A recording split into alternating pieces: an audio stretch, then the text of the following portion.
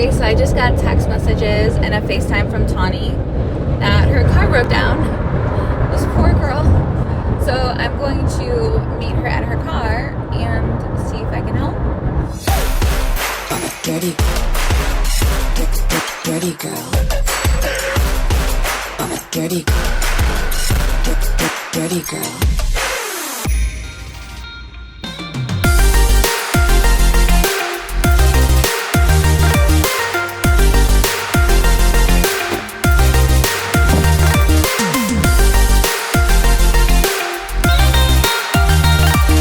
I really realized last time the group was together at Conways that Tawni really doesn't have like a community around her in the form of like fellow sex workers who really can kind of be that sounding board and provide insight as to what this process and what going through this kind of career looks like. So it stood out to me that maybe, you know, knowing Ruby's coming into town, I can put them together and give her a little bit more of that support. So I know that Tawni's had a super tough time just like being in the industry and having people she can relate to, especially as a mom. So when I found out that my girlfriend Ruby was in town, it seemed like the absolute perfect opportunity to connect the two of them and just kind of give Tawni another person to relate to, especially as a mother and like with career and with being, you know, an explicit content creator. So I am really looking forward to them connecting, and I know Tawni is not expecting it, so I think this will be really, really sweet. So yeah, off we go. I met Ruby actually at a convention for work, so a lot of people don't know, but sex workers also have like conventions and seminars and workshops we go to get better at what we do and, you know, share information and collaborate. So I've met Ruby at one of those workshops. And she had just kind of come up to me and said like, I really appreciate all you're doing with Sex Work CEO, and like I've learned so much from you. And we were also working on the same website at the time. So we had a lot in common and we had a lot to talk about. And I was just really impressed with her. Like we were at dinner, she told me her story. She told me about, you know, how she got into the industry and where things have gone and how she was like featured in Hustler and like all these super cool things. So I don't know, Ruby's an inspiration to me. I'm sure she doesn't know that, but like she keeps me inspired, and she also keeps me working harder for Sex Work CEO, because in the back of my head I know there's people out there like Ruby who are taking my advice as, you know, fact, and they're putting it into practice. So I have to know when I say something that I have a responsibility to make sure it works. So like Ruby has a big impact on me, actually. I hope she knows that.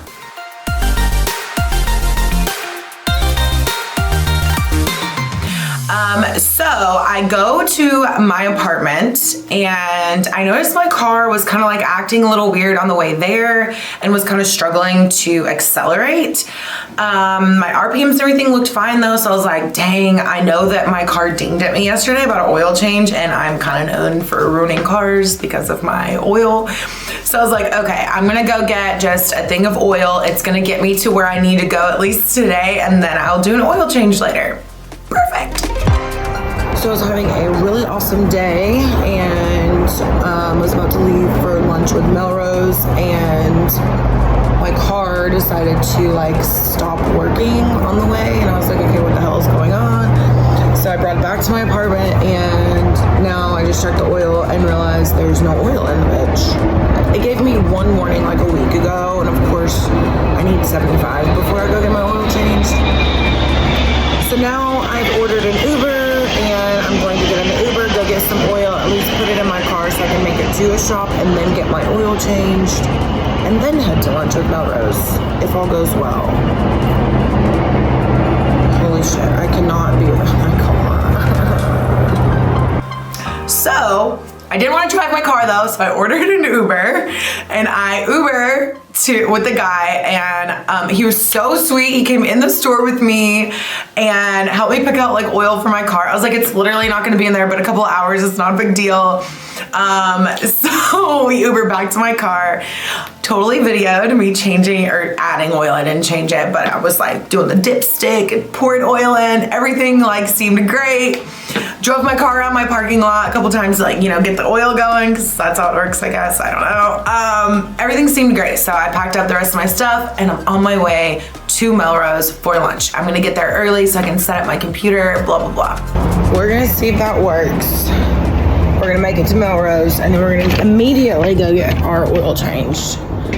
Reminder, do not wait to get your oil changed. Don't wait for 75 warnings. You go immediately, okay? Let's go see if this fixes it. I'm gonna cry if it don't. I've got so much to do today. I cannot deal with this. I'm terrified that I'm about to break down in the middle of the fucking road. Oh shit, I'm running a red light. Risking it for the biscuit.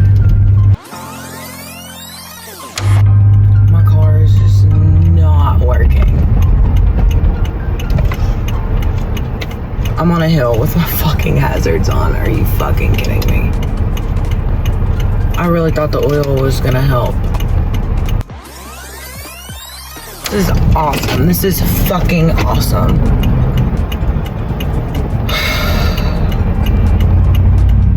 I don't know what I'm supposed to do. Well, I start going up this really busy hill, and all of a sudden my car feels like a giant. It just like sits on my car, and I'm like, holy fuck, what is going on? Totally scared the shit out of me.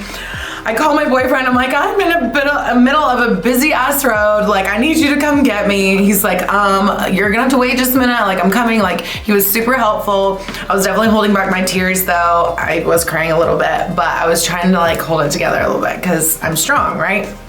Well, people are literally passing me honking. Not one asshole stopped to help me. So thank you, Nashville. You're probably all not from here, but anyways.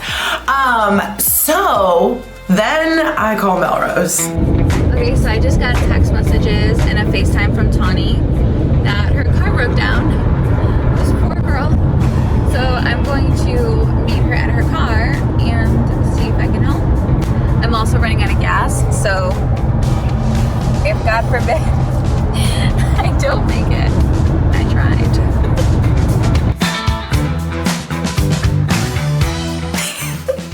When Tawni FaceTimed me, I was like, what the fuck is happening? Like, we were just texting shortly before that. We were like en route to the destination to meet up with each other. And so like as soon as the phone started FaceTime like ringing like whatever it does, I was like, this is bad. This is really bad. And I answered, and as soon as I answered, she just started sobbing and I felt horrible. My heart was broken. I'm like, what is wrong? Like, how can I fix this? I can help. Like, I am on the job. Like, just let me know what I need to do. So yeah, it broke my fucking heart. I can't stand seeing people cry. I don't even know, like, as soon as like Melrose answered, I don't even know what I said. I think I just started sobbing and I was like, Melrose, my car is like completely stopped in the middle of the road. And I'm like, I can't miss today. I have, you know, lunch and all this and I'm broke down. And she's like, it's okay. Send me your location. I am on the way. And Melrose came to save the day, thank God. So I just had a mental breakdown. My G-Daddy is on the way though, which is Garrett. I'm literally on one of the busiest roads in Nashville, just blocking traffic. People are honking and like so angry. Not one person has stopped to ask how the fuck I am though.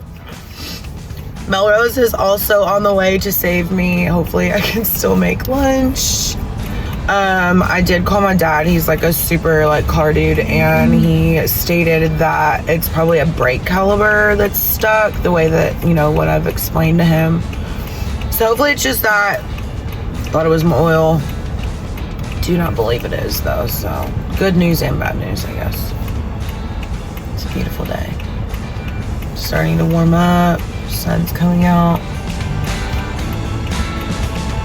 I don't know why people come behind me when my hazards are clearly on. Like, they're just gonna get angry because they can't. So if anyone wants to, you know, buy me a new car, swipe up. I'd really appreciate it.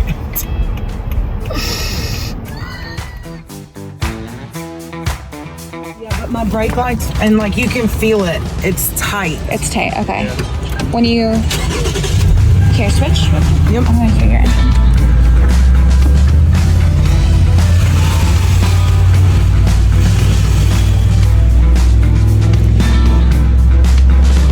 Put it in drive, does it roll?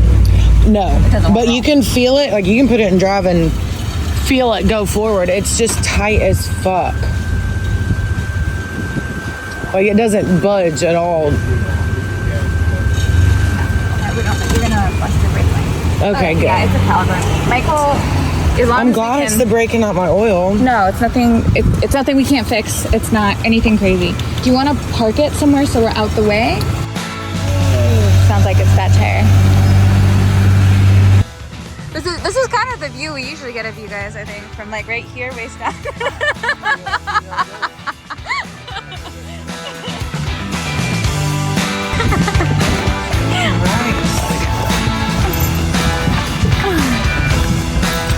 Hey, feeling Tawni?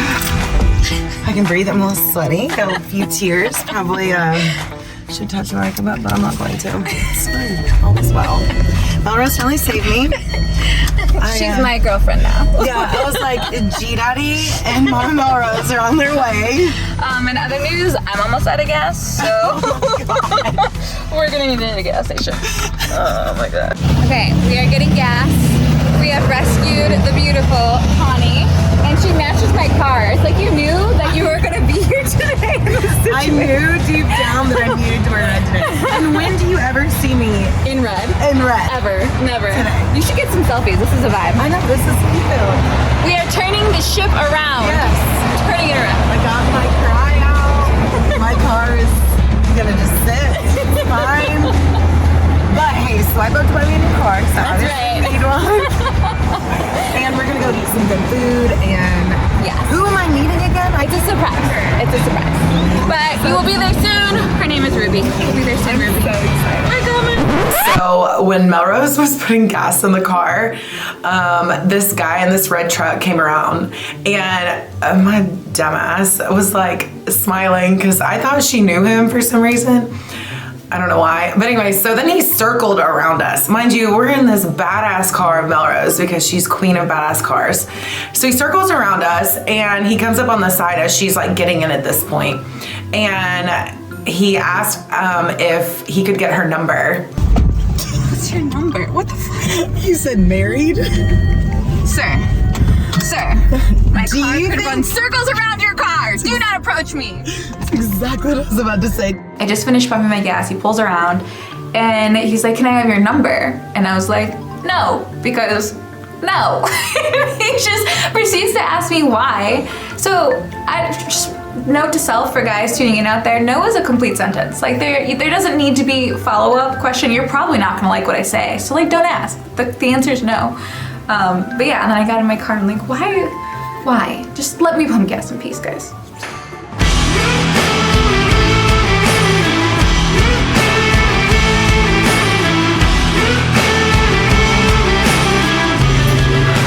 Our way. We're actually in the elevator. We're here. We are making this work. Dance sequence. I want coffee. Hey. This is us. That's Ruby. We made it! Hello! Hi! How are you? I'm so sorry. Oh my god. You're so beautiful. How are you? What were your first impressions meeting Ruby? Oh my gosh, her whole energy was just like fire. I don't know, it just felt like warm and intense, and I freaking love her. I wanted to connect you guys because out of everyone in our group, like you've really had the hardest time like with backlash and like just for your career as a mom, all of these things. And I know Ruby can relate to that. So I thought it'd be nice to connect you with someone like, I don't know kids, obviously I can only be and give so much insight, but she's kind of gone through it and her story is really interesting. So I thought I'd connect you guys. How long have you been in the industry? So about 2.5 years. Okay. Yeah. In the fall of 2019, I had this idea to sell. Thank you. To sell dirty panties online because I wanted extra money for travel. I was doing social work. I mean, we're just your normal run-of-the-mill people, grandparents. So I started with the dirty panties, didn't take it serious on a whim, like made an account, got a sale. I just didn't take it serious. That just exploded the second time around. I rebranded, I did all that. It's totally different when you actually have a support system and someone that wants to help, and you don't feel like you have to hide it or you know whatever. Right. It's a totally different confidence and everything. So and that just goes to then prove people, that. guys started ordering content. Well, I want a video of you doing X, Y, and Z in the panties. Well, then that's how the content. And so I'm the researcher. And I found this article that said cam couples make $10,000 a month part-time. No brainer. I ordered a $29 cam from China on my old MacBook, my 2017 MacBook that was not power, and Macs and camming don't gel.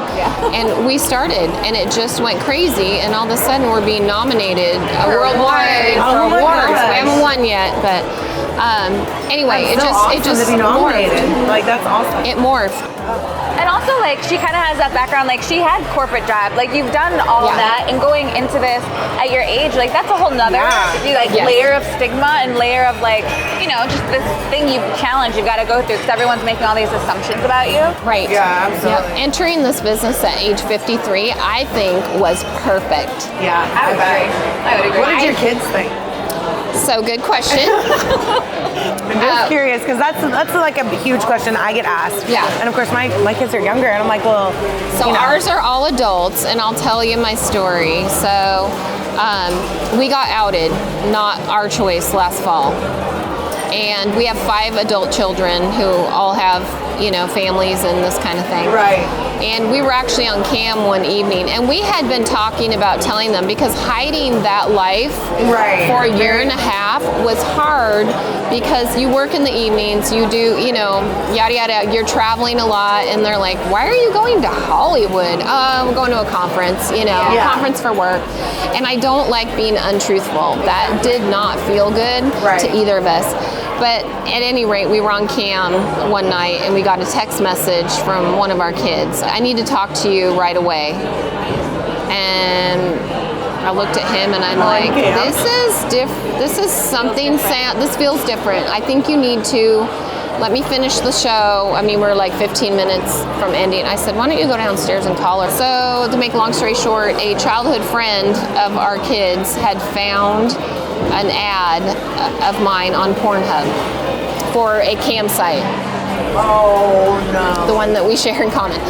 And had screenshot it and then texted it to all of our adult children. Oh my God. Yeah, and so out of the 5, I think 1 doesn't really know yet, but out of the 4, 1 disowned us, which was devastating. It really destroyed me. It really destroyed me because I can't see my grandchildren. But then I also had to set a boundary to say, I'm 55 years old or 54 years old. You're not going to tell me how I'm going to live my life. Plus, I raised you very sexually open.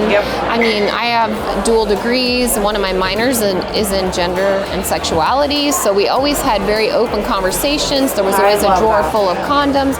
I mean, I supported my kids. And so I'm sad. So that has hurt really bad. The others have embraced it. I love it. Because that night that we got that phone call, we sat down on the couch and we literally called every single one of the kids and said, I heard you got this text and I want you to know it's true. you know?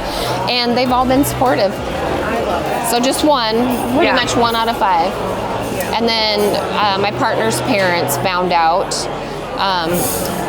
We got outed to them because of my TikTok. So a family member on his side found one of my TikToks talking about being an hustler and chose to out us, and they also do not speak to us now. But it's their loss. Yeah, exactly. We're in our 50s. Yeah. You are not going to freaking tell us what we can do. Besides the fact, we're the same people. Yeah. We're the same people we were last year, 5 years ago. Yep. We're just that. Well, how I make money does not define who I am. Yeah, exactly. And it is a job. While we love it and we enjoy it, and the people that we get to meet, like you all, I mean, that's who our family is now. Yeah, absolutely. Really. That's why I thought it was so important you guys meet it, because I felt like Tawni's still a little removed from the sex work community, and that's been such a lifesaver for me to feel like I'm embraced and I have friends and I have people I can lean on to for support. So I thought, especially ahead of Why Not, like introducing her to you and then whoever we come across at Why Not, like could be so powerful, you know? Your story last week, it was, I watched it on my laptop and I was in the kitchen, cleaning the kitchen, and I'm like, I gotta watch it because I was a day late. And my partner heard it and he muted the TV because he wanted to listen to. But what really spoke to me, and I think I commented, was when you said, I took my power back. That just, I have goosebumps thinking about that because I think that's how we felt too. We took our power back. What was it like hearing Ruby's story of how her career impacted her children and family? I felt a sense of comfort, and I wasn't alone in my journey. I know that everyone's on a different path, but I could relate so much to Ruby and her story, and she is just so inspirational, just hearing everything that she's gone through and she's overcome, and she's this boss bitch. Like, I truly just admire the hell out of her.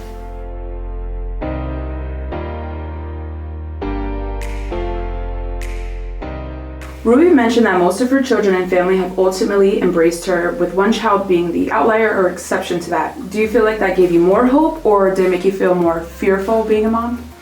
It definitely gave me more hope. I can only hope that everybody will eventually embrace me for who I am, and that my children will see that all of this is for a reason and that I'm still worthy of being loved and a part of their lives. I kind of feel that my family is trying, so I just hope that we can still, stick to that path and keep moving forward in peace and harmony. I'm so happy to meet you. You're stuck with me as a friend. I knew it! With MelRose introducing you to other sex workers and opening that door with you finding a sense of community, how does that make you feel? Do you feel a bit more supported? I'm home.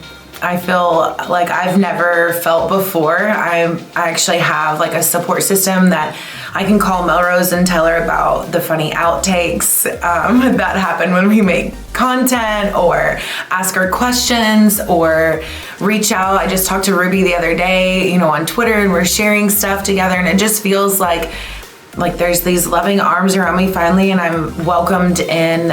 I don't know. It's home to me now, and I'm so grateful. We're gonna own the world. My pleasure. Thank you. Sorry, I'm walking chaos. That's fine. Even better. If you could say one thing to Ruby, what would it be? Thank you for being so vulnerable and sharing your story with me. It's given me, and I hope a lot of the other moms in the industry, hope and comfort knowing that we're not alone and that we've got each other's backs. It felt so good to link up Tawni and Ruby, because now she finally has someone who gets what she's going through and can kind of give her that peace of mind that, there's a light at the end of the tunnel for all of this, and there's hope to be had. And I'm not gonna lie, I feel like Conway would be really proud of me right now. I feel like I held it down while Conway was out of town. Next week on Shameless in the South. I always get pretty anxious before I release music. Throwing a party on top of all of the nerves that I already feel is a lot. What really freaked me out was just getting to ballet and the huge line of fucking cars.